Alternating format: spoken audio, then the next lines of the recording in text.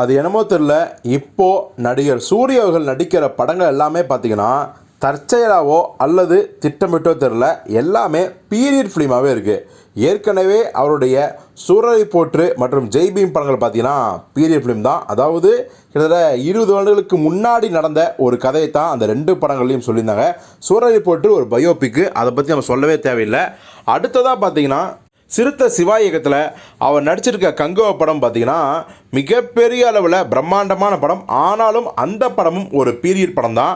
So அது மட்டும் கிடையாது, இன்னும் சில படங்கள் நம்ம சுதா குங்கார இயக்கத்தில் சூர்யா நடிக்க போகிற சூர்யா 43 அப்படிங்கிற படமும் பார்த்தீங்கன்னா கிட்டத்தட்ட இந்தி எதிர்ப்பு போராட்டத்தை மையமாக கொண்ட கதை அப்படிங்கிறாங்க. 1960 காலகட்டத்தில் நடக்கக்கூடிய ஒரு கதை.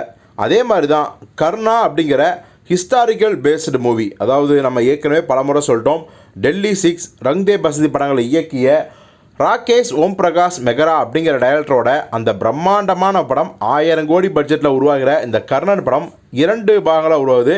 இந்த படமும் மகாபாரதத்தை அடிப்படையாக கொண்ட படம் தான். ஸோ கர்ணனா சூர்யா நடிக்கிறார். அடுத்ததாக நம்ம எல்லாருக்கும் தெரிஞ்ச விஷயம், வாடிவாசல் வெற்றிமாறன் அவர்கள் பல வருடமாக வெயிட் பண்ணிருக்காரு. ஸோ இந்த படமும் பார்த்தீங்கன்னா கிட்டத்தட்ட 1960 காலகட்டத்தில் நடக்கக்கூடிய ஒரு பீரியட் ஃபிலிம். ஸோ தொடர்ந்து பாருங்கள், கங்குவா ஆகட்டும், சூர்யா 43 ஆகட்டும், கர்ணாவாகட்டும், வாடிவாசல் ஆகட்டும், சூர்யா கமிட் பண்ணுற படங்கள் எல்லாமே வரலாற்றில் நடக்கக்கூடிய கதையாக பீரியட் ஃபிலிமாகவே இருக்குது.